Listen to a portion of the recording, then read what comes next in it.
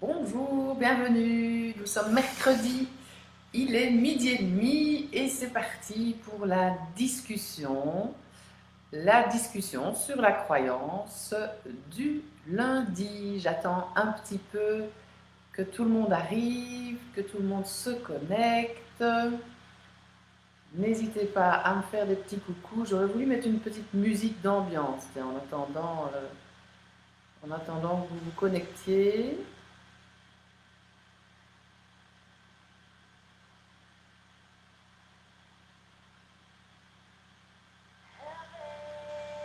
Salut Sophie! Une petite pensée pour toi, tu vois, je mets une petite musique d'ambiance.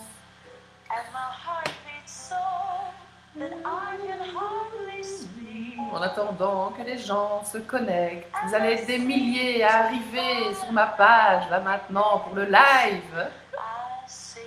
Parce qu'il est midi et demi. Oui, c'est la discussion sur la croyance du lundi. Merci déjà d'être là, Sophie. J'espère que tu vas bien. Mettez-moi des petits commentaires, des petits cœurs, des petits lives. Des petits lives, non, des petits likes.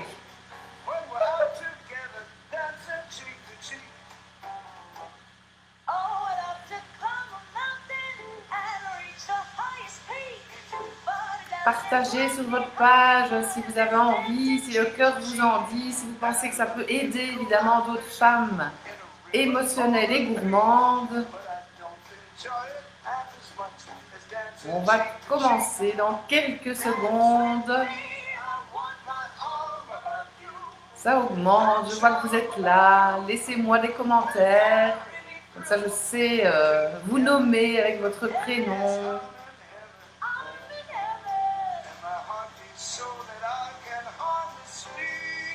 Ambiance un peu Noël, un peu fin d'année là. J'ai mis ma petite bougie, ma petite déco là derrière. Voilà. Alors, bienvenue, femme émotionnelle et gourmande. Mercredi, midi et demi, nous discutons de la croyance du lundi. Je suis Coralie Thomas, diététicienne, coach en alimentation, aussi joueuse alimentaire.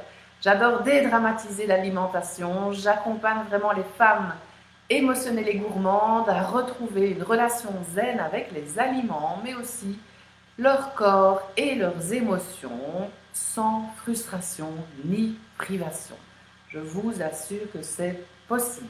Sinon, je ne saurais pas en fait travailler avec les gens si c'était pour leur mettre des frustrations et des privations, ça n'irait pas du tout. Et Sophie va savoure monter en même temps que le live. Excellent. Très belle idée. Et ça va me permettre, oui, d'embrayer sur la croyance de ce lundi. Donc, je vous la publie tous les lundis, la croyance, et on en discute le mercredi à midi et demi. La croyance de ce lundi, c'était, est-ce que oui ou non, je pense qu'avoir l'estomac qui tire est anormal. Alors, à votre avis, avoir l'estomac qui tire, est-ce que c'est normal ou pas? Maintenant, chacun a sa réponse, encore une fois. Donc, si c'est oui, c'est anormal, est-ce que cette réponse vous porte? Est-ce que c'est positif pour vous de donner cette réponse à la question? Et si c'est non, même chose, est-ce que cette réponse vous porte? Est-ce que c'est positif ou pas de répondre de cette manière à la question? Et puis moi, je vais évidemment vous donner mon propre avis. C'est chaque fois mon avis.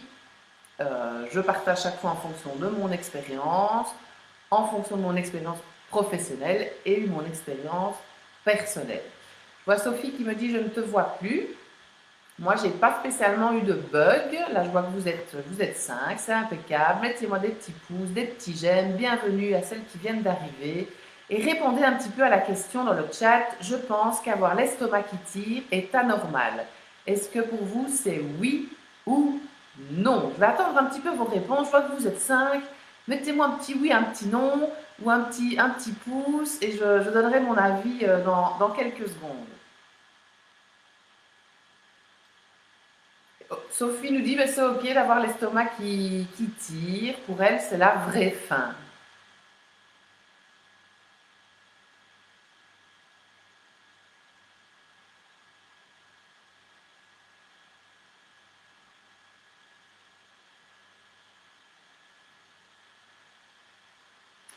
Mélanie, bonjour Mélanie, pas anormal mais désagréable, super intéressant, mettez-moi vos commentaires parce que moi ça m'inspire à chaque fois. Ça m'inspire à chaque fois, j'ai déjà envie de dire 10 000 trucs. Mais on n'a qu'un quart d'heure, on n'en parle qu'un quart d'heure de la croyance du lundi. Donc même si vous regardez en replay, n'hésitez pas à laisser des questions et à partager, peut-être qu'il y a d'autres femmes émotionnelles et gourmandes qui auront besoin de ces réponses. J'ai aidé 3000 personnes. Donc, je vous assure que ça peut aider beaucoup de gens. Donc Sophie, pour elle, elle dit que c'est la vraie faim. Et effectivement, c'est la vraie faim. Et ça tombe super bien, parce que là, avant de commencer le live, je crevais la dalle, si je peux me permettre. C'est quoi avoir faim? C'est vraiment là, c'est là. Ça tire, ça gargouille, ça creuse. Il faut que je mange quelque chose. Là, j'avais pas le temps de dîner. Après, j'ai une demi-heure pour dîner. Donc on est bon, je prendrai mon dîner après. Mais j'avais super faim, j'aurais pas pu vous faire le live, j'aurais pas pu, si j'aurais pu, mais comme Mélanie le dit, c'est pas super agréable. Et donc je me suis simplement servi une tasse de lait, c'est du lait d'avoine.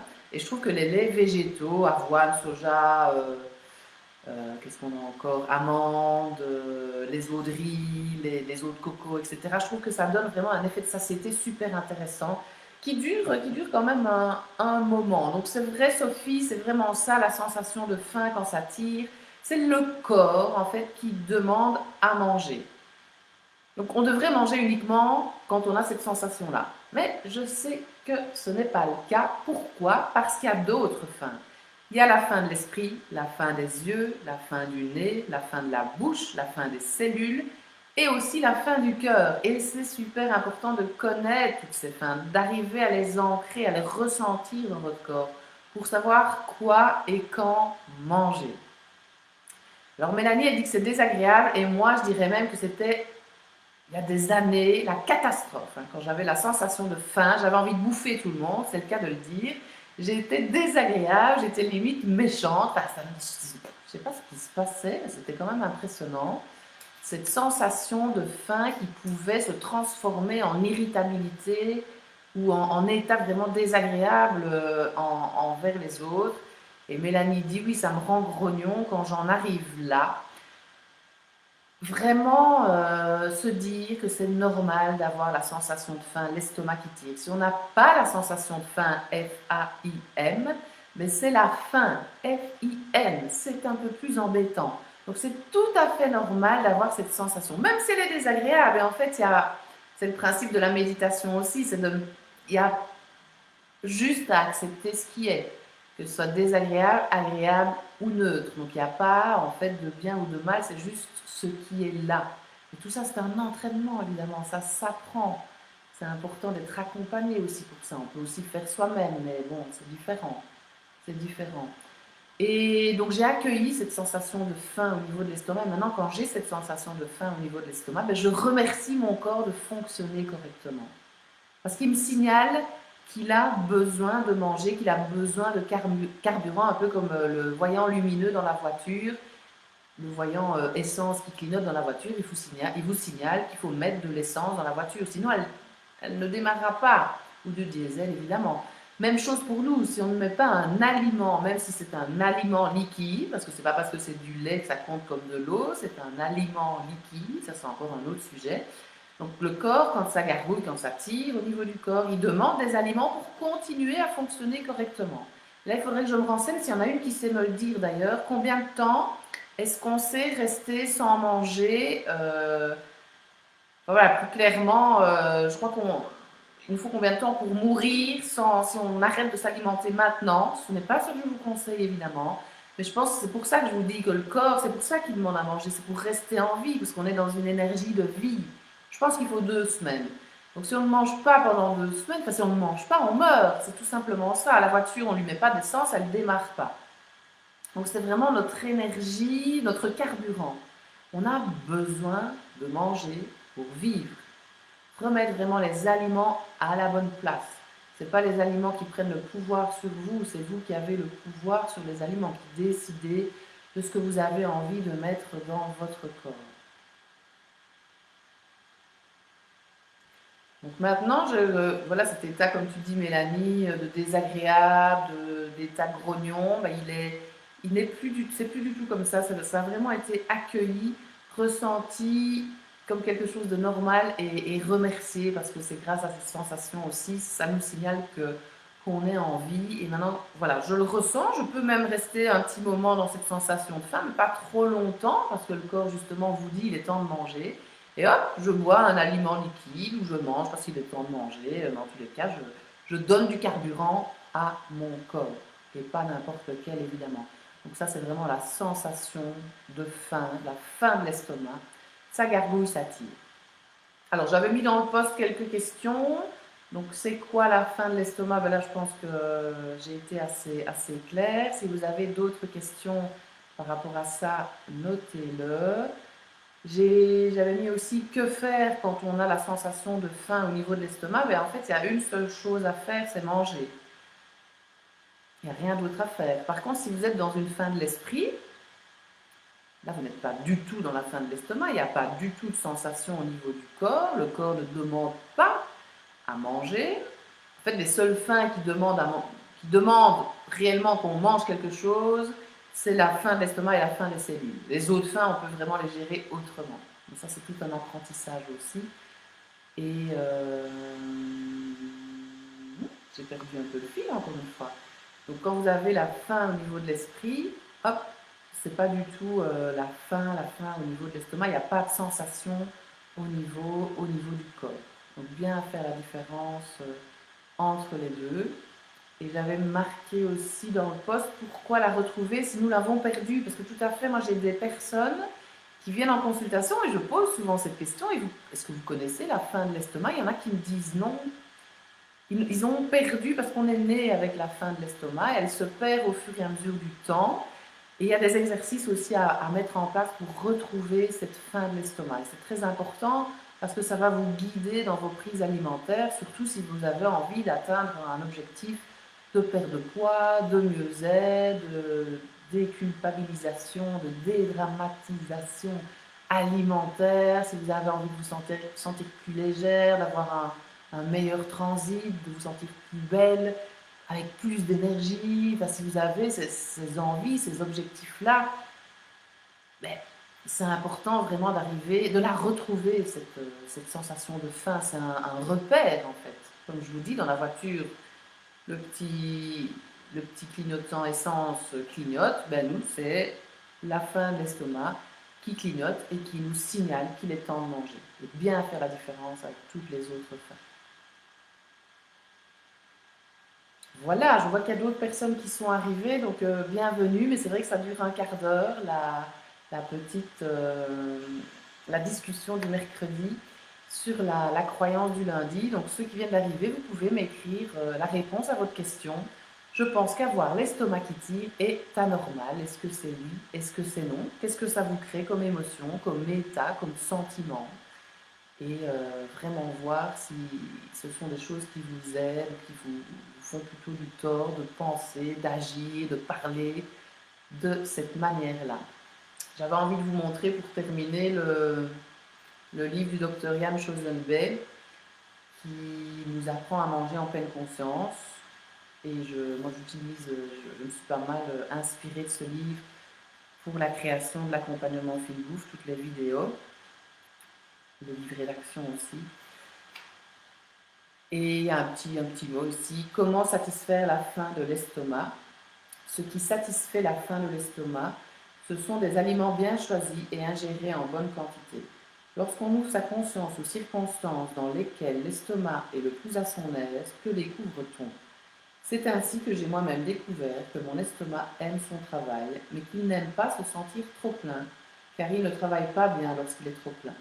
Même si ma bouche est heureuse d'être pleine la plupart du temps, mon estomac ne l'approuve pas toujours. Il aime être agréablement rempli, c'est-à-dire environ aux 2 tiers. Il aime aussi être vide et se reposer. Ça, je trouvais que c'était chouette pour clôturer et ça exprime vraiment, là, je trouve encore plus l'importance de bien faire la différence entre toutes les fins. Et là, on différencie vraiment bien la fin de l'estomac et la fin de la bouche. L'estomac, ben, il n'aime pas en fait te sentir, ben, vous savez bien, quand on fait bientôt au réveillon, apéro, entrée, plat, dessert, quand il y a du temps entre les repas, ça peut encore passer, mais c'est non, on sent lourd, on sent pas bien, l'estomac il n'en peut plus. Mais la bouche, il voit encore, oh, il y a ça, il y a ça, il y a ça, il y a ça, hein, le dessert, il va quand même prendre un peu, peut-être. La bouche, elle a envie d'être remplie. Et apprendre à laisser la bouche vide. Donc là, on arrive dans tout ce qui est addiction, évidemment, tabac, alcool, aliments gras, sucrés. Ça, c'est encore un autre chapitre. Voilà, je vous signale déjà qu'il y aura une conférence au mois de janvier, suivie de 4 ateliers pour vraiment prendre conscience de votre comportement alimentaire. Donc ça, je suis en train de préparer ça pour l'année prochaine, conférence en janvier, début février, les 4 ateliers. Je vous donne les dates bientôt, je vais vous créer les beaux petits posts, les formulaires d'inscription, les mails de suivi quand vous êtes inscrit avec déjà des pépites, des recettes, des idées, des vidéos pour vous donner l'eau à la bouche et participer aux 4 ateliers. Et là, il y aura un nouveau jeu concours que je vais créer. Il y en avait un à la suite des 4 différents ateliers. Il y avait un tirage au sort. Celle qui a été tirée au sort a eu 30% sur le premier mois de l'accompagnement fil bouffe. Là, le cadeau sera peut-être un peu différent, mais le jeu, le tirage au sort va être aussi différent. Je ne vous en dis pas plus, mais voilà, il y aura des surprises pour les participants, les participantes, parce qu'il y a des hommes aussi, aux 4 jours d'atelier. Et à la suite de la conférence, il y aura aussi des cadeaux. Donc, soyez vigilants, regardez bien la page Coralie Thomas et la fine bouffe, les informations sur le site internet coralithomas.com. J'ai mon petit livre de recettes ici juste à côté, pensez-y, je vous l'envoie, il arrivera vraiment à temps pour Noël, si j'en envoie pour cette semaine. Et voilà, j'ai été tout à l'heure encore à la poste, ils arrivent pour la semaine prochaine, si je les envoie cette semaine. C'est 9 euros de frais de port vers la France, c'est vrai que c'est assez cher, et c'est 5 euros de frais de port vers la Belgique, et le livre coûte 18 euros. Une petite pépite vraiment pour vous apporter des bonnes petites recettes pour votre quotidien. Voilà, je vous laisse, je vous remercie d'avoir été présent, présente. Laissez-moi des messages si besoin, et on reste de toute façon connectés. Bel après-midi, merci.